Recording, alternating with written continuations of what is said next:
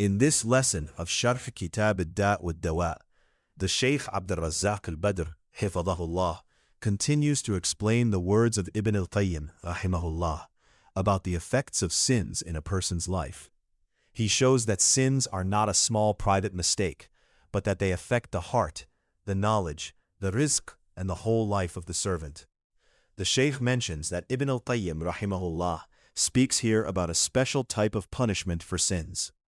Sins can deprive a person of beneficial knowledge, of rizq, and of tawfiq to perform good deeds. When someone commits a sin, he may lose a lesson he could have learned, or a good deed he could have done, or a blessing that was written for him. He also explains that sins create a distance in the heart, a distance between the servant and his Lord, and between the servant and the people of obedience. The person feels a kind of coldness and barrier between him and the righteous believers. This feeling of loneliness and heaviness only goes away with sincere tawbah, coming back to Allah, and making a lot of istighfar. The Shaykh then explains that sins weaken the will and energy of the servant. The person who used to be active in doing good starts to feel lazy and heavy. Salah becomes heavy, reading Quran becomes difficult, and dhikr loses its taste. At the same time, wasting time in play, talk, and distraction becomes very easy. This is a dangerous sign that sins are pulling the heart away from the straight path. The Shaykh mentions what Ibn al-Qayyim rahimahullah says: one sin calls another sin. Opening one door to disobedience brings other doors after it. For example, someone starts by looking at what is haram, then his heart becomes attached to images and desires.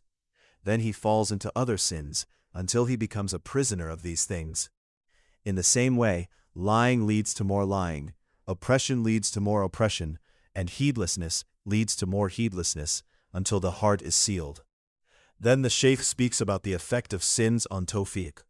A person may have strength, time, and ability to do many good deeds, but because of his sins, Allah does not grant him success to use these gifts in the right way. He loses the sweetness of worship, the light of knowledge, and clear judgment, even in his worldly matters. The Shaykh also explains that many people think that rizq comes by breaking the rules of deen. They look for money through haram, or they chase position and status by leaving taqwa. But sins remove barakah, even if the money seems a lot.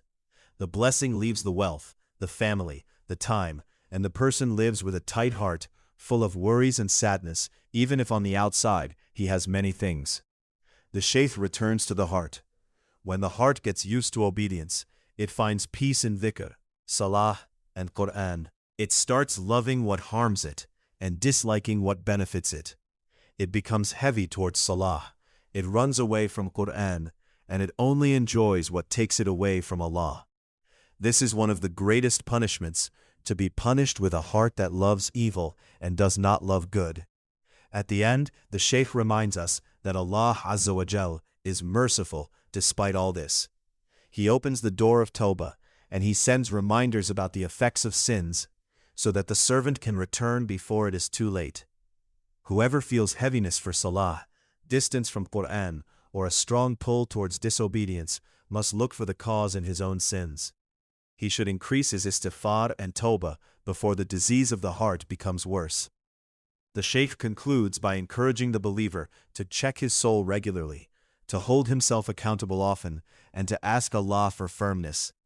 This dunya will pass quickly, and the real loser is the one who sells the akhirah for a small temporary pleasure of this world.